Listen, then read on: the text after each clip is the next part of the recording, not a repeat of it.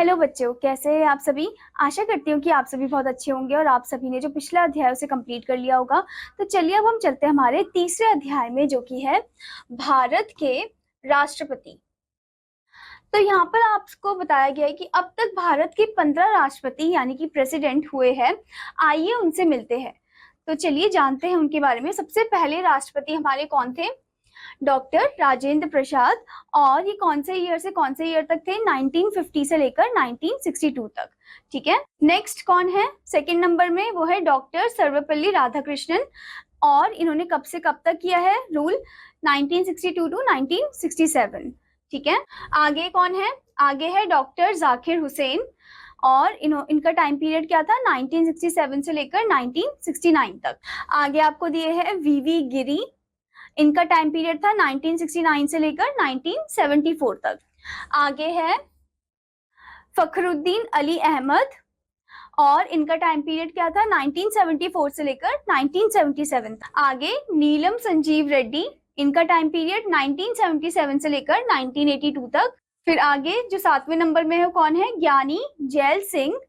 और इनका time period क्या है? 1982 से लेकर 1987 तक। फिर आगे 8th प्रेसिडेंट आर वेंकटरमन। और इनका टाइम पीरियड 1987 से लेकर 1992 तक। फिर 9वें जो प्रेसिडेंट है वो कौन है? डॉक्टर शंकर दयाल शर्मा। और इनका टाइम पीरियड 1992 से लेकर 1997 तक। फिर आगे जो 10वें नंबर में है वो है KR नारायण। और इनका टाइम पीरियड 1997 से लेकर 2002 तक। ओके। फिर आगे कौन है? ये है डॉक्टर APJ अब्दुल कलाम, जो कि साइंटिस्ट भी थे। ओके। तो इनका टाइम पीरियड है 2002 से लेकर 2007 तक। आगे कौन है? 12th नंबर में जो फर्स्ट फीमेल प्रेसिडेंट बनी, कौन है ये है प्रतिभा पाटिल। ओके। इनका टाइम पीरियड 2007 से लेकर 2012 तक। फिर उसके बाद 13वें नंबर में प्रणब मुखर्जी। और इनका टाइम पीरियड 2012 से लेकर 2017 तक। फिर उसके बाद 14th नंबर में रामनाथ कोविंद। इनका टाइम पीरियड 2017 से लेकर 2022।